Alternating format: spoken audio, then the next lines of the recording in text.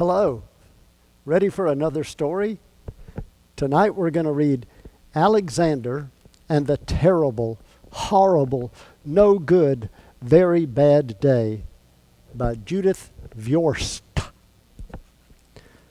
All right. I went to sleep with gum in my mouth, and now there's gum in my hair. And when I got out of bed this morning, I tripped on the skateboard, and by mistake, I dropped my sweater in the sink while the water was running, and I could tell it was going to be a terrible, horrible, no good, very bad day.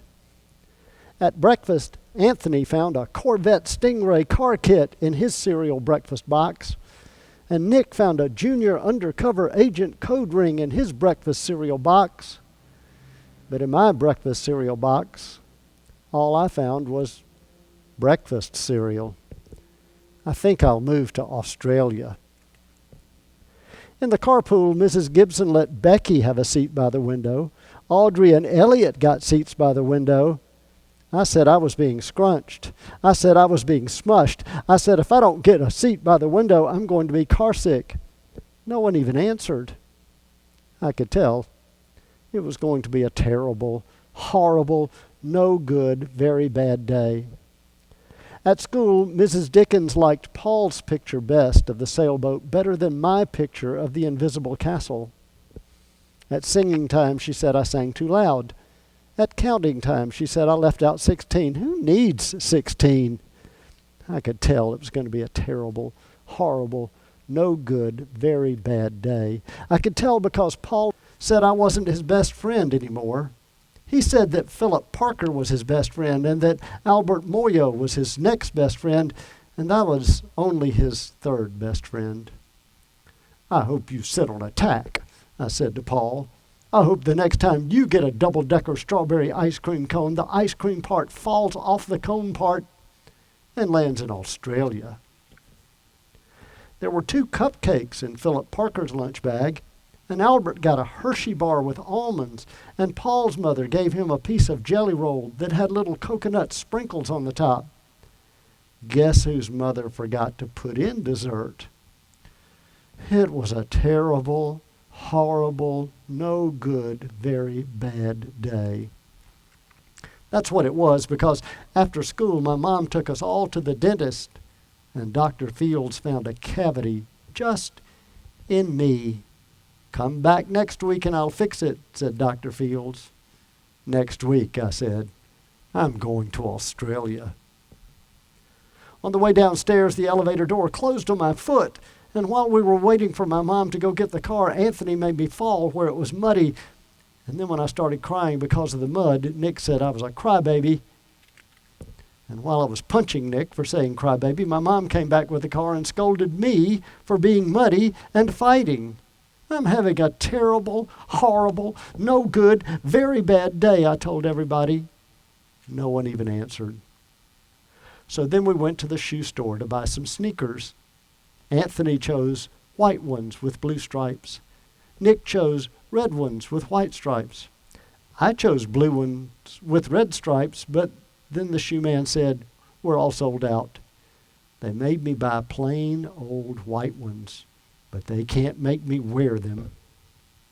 When we picked up my dad at his office, he said I couldn't play with his copying machine, but I forgot. He also said to watch out for the books on his desk, and I was careful as I could be, except for my elbow.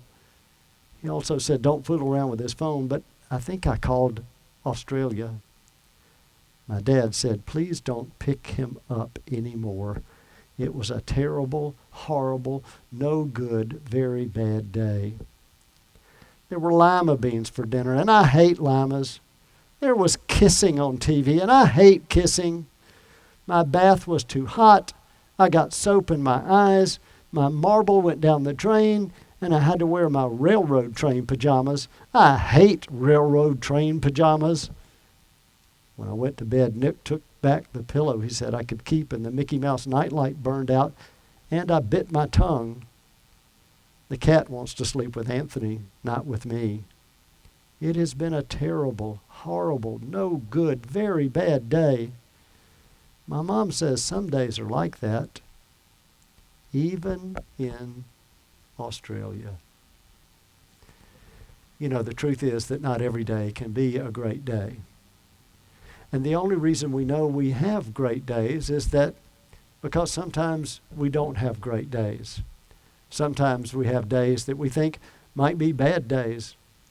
But if we really think about it, they're not really that bad. I mean, there are people who suffer greatly. Some people don't have homes. Some people don't get to eat enough, and they go hungry all the time. Some people don't have anybody to love them, at least that they know about. But you do. You have somebody that loves you on good days. You have somebody that loves you even on not so good days. Even on horrible, terrible, awful, terrible, gross days. At least someone loves you. Probably a lot of people love you, but you know who loves you the most? Sure, you know. It's Jesus who loves you the most because he loves you this much. So even if you're not having the best day, God bless you. God bless you that you remember always that you are the beloved child he created you to be. Good night.